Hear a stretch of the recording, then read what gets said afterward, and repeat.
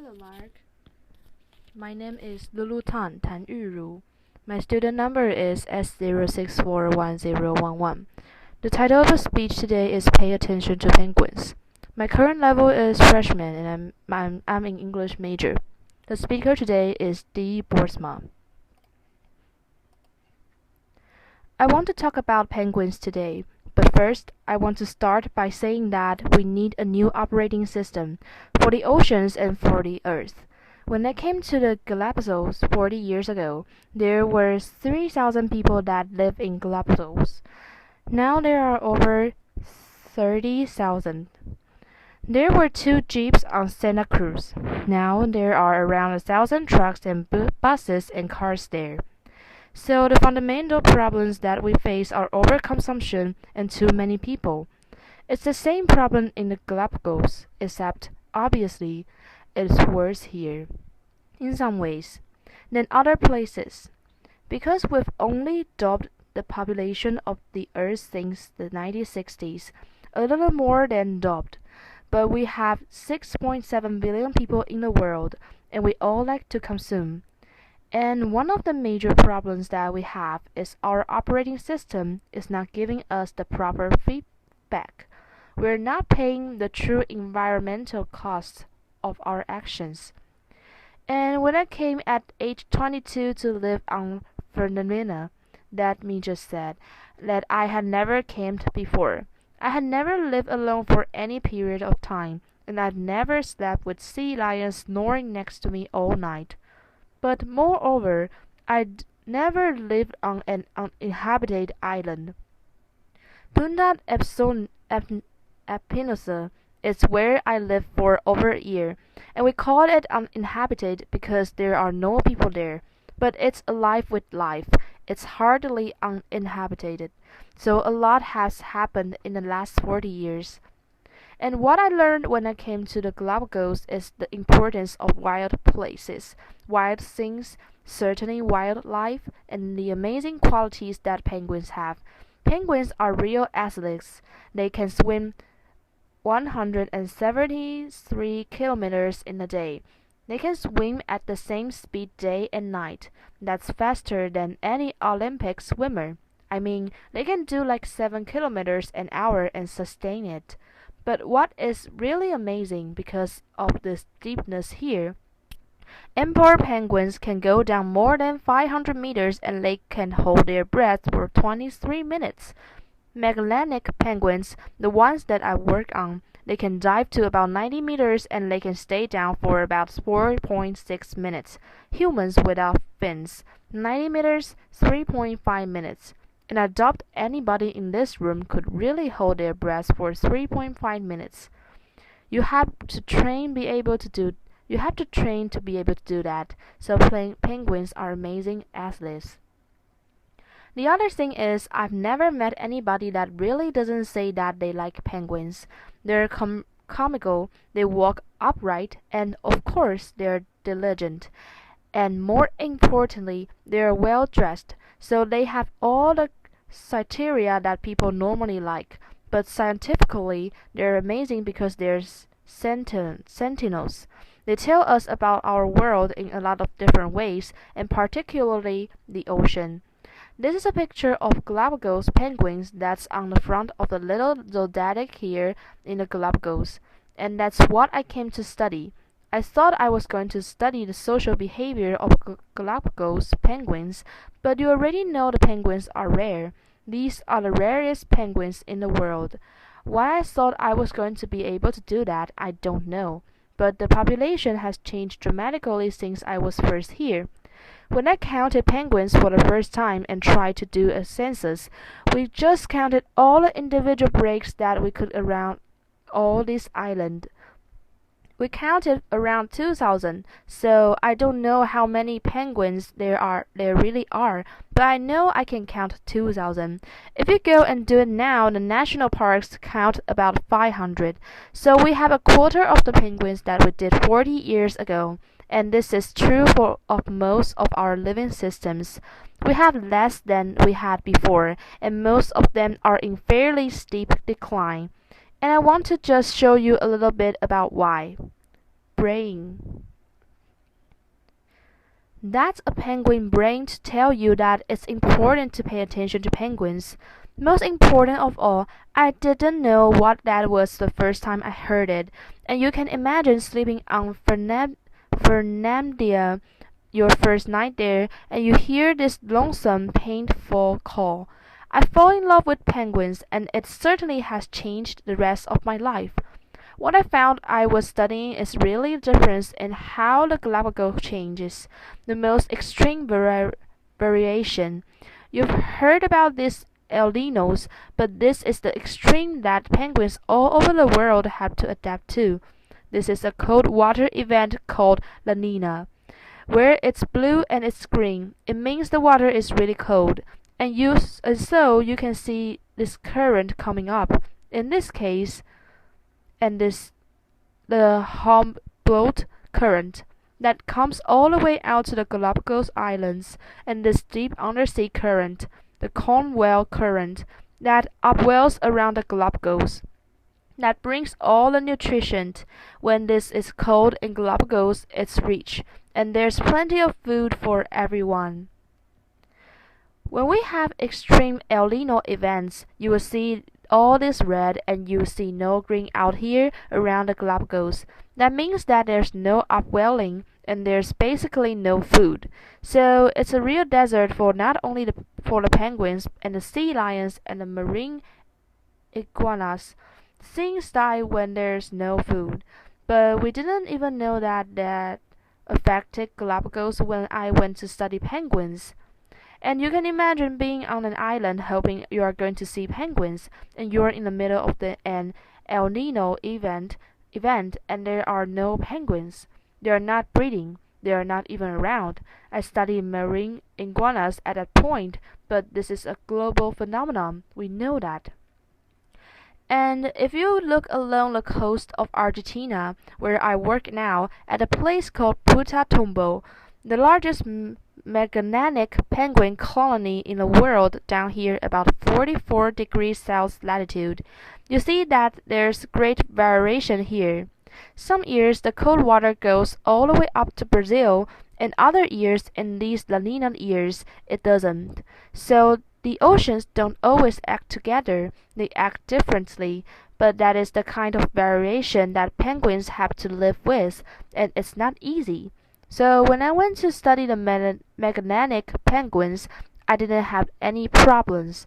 There were only plenty of them. This is a picture at Punta Tombo in February showing all the penguins along the beach. I went there because the Japanese wanted to start harvesting them and turning them into high-fashion gloves, protein and oil. Fortunately, nobody has harvested any penguin, and we're getting over 10,000 tourists a year to see them. But the population is declining, and it's declined fairly substantially, about 21% since 1987, when I started these surveys, in terms of numbers of active nests. Here, you can see where Punta Tombo is, and they breed in incredibly dense colonies. We know this because of long-term science, because we have long-term studies here. And science is important in informing decision makers and also in changing how we do and knowing the direction of change that we are going in. And so we have this penguin project. The Wildlife Conservation Society has founded me along with a lot of individuals over the last 27 years to be able to produce this kind of maps. And also, we know that it's not only the Galapagos penguins that are in trouble, but Magallanes and many other species of penguins. And so, we have started a global penguin society to try to focus on the real plight of penguins. This is one of the plights of penguins: oil pollution. Penguins don't like oil and they don't like to swim through oil. The nice thing is, if you look down here in Argentina, there's no surface oil pollution from this composite map.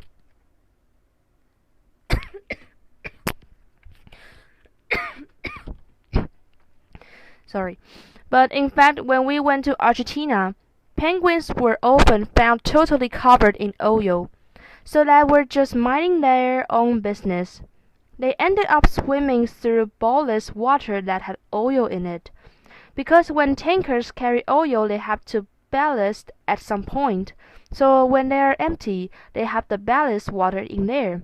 When they come back, they actually dump this oily ballast water into ocean. Why do they do that? Because it's cheaper. Because they don't pay the real environmental costs. We usually don't, and we want to start getting the counting system right so we can pay the real cost.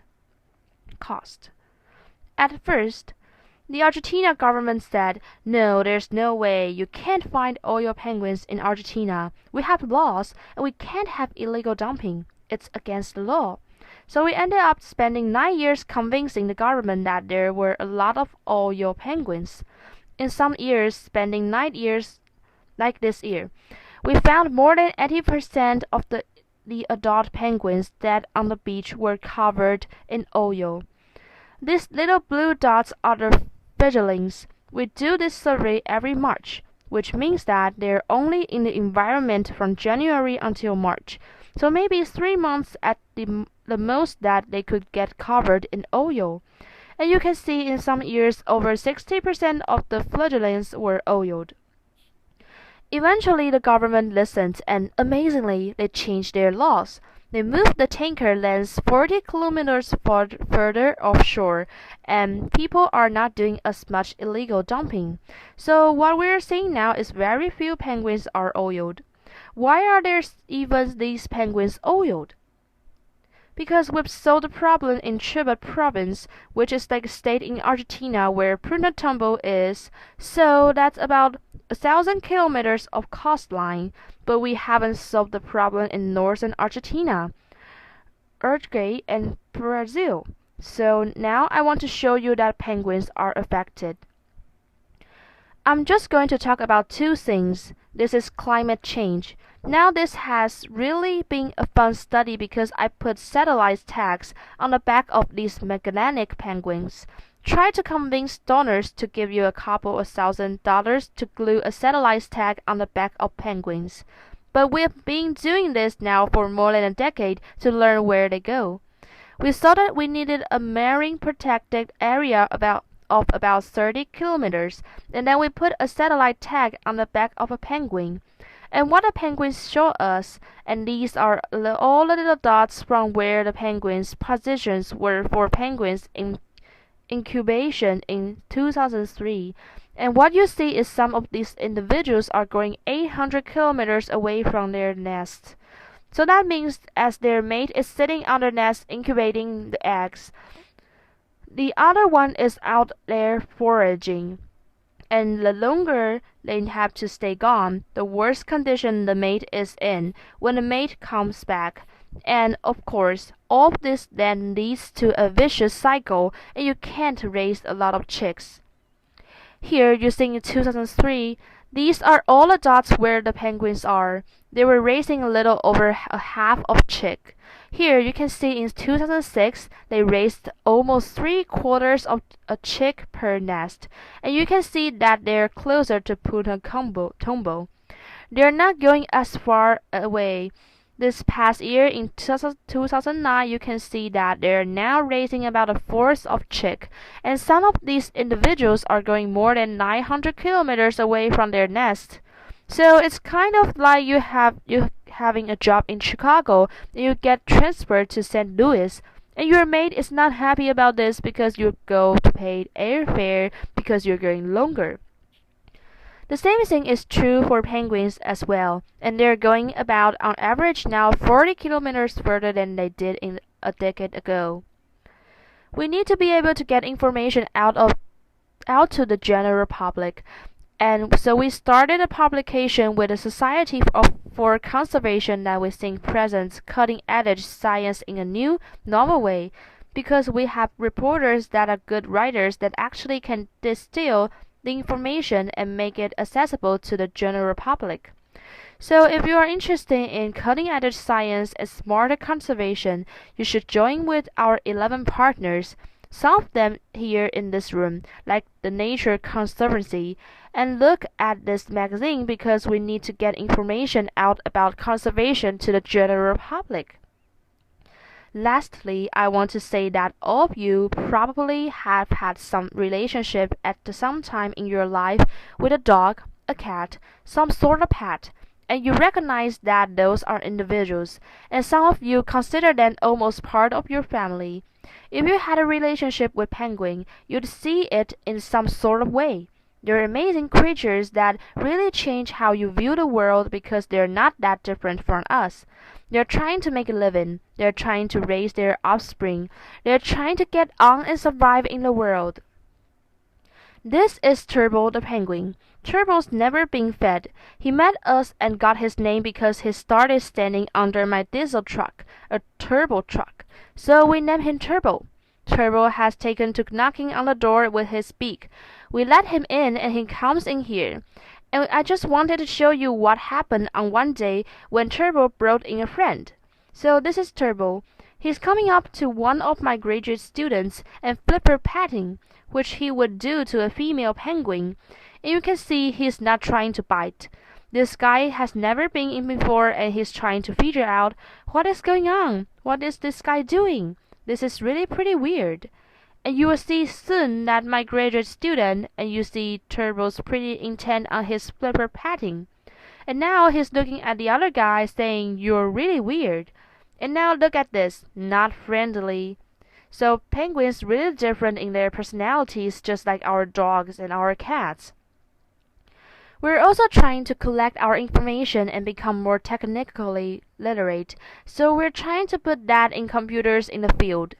And penguins are always involved in helping us or not helping us in one way or another. This is a radio frequency ID system. You put a little piece of rice in the foot of penguin that has a barcode, so it tells you who it is. It walks over the pad and you know who it is. Okay, so here are a few penguins coming in. See, this one's coming back to its nest. They're all coming in at this time, walking across there, just kind of leisurely coming in. Here's a female that's in a hurry. She's got food. She's really rushing back because it's hot, try to feed her chicks. And then there's another fellow that will leisurely come by. Look how fat he is. He is walking back to feed his chicks. Then I realize that they're playing king of the box. This is my box up there, and this is the system that works. You can see this penguin. He goes over. He looks at those wires, does not like that wire. He unplugged the wire. We have no data. Laughter. So they really are pretty amazing creatures. Okay, most important thing is only you can change yourself, and only you can change the world and make it better for people as well as penguins. So thank you very much. Applause. Thank you.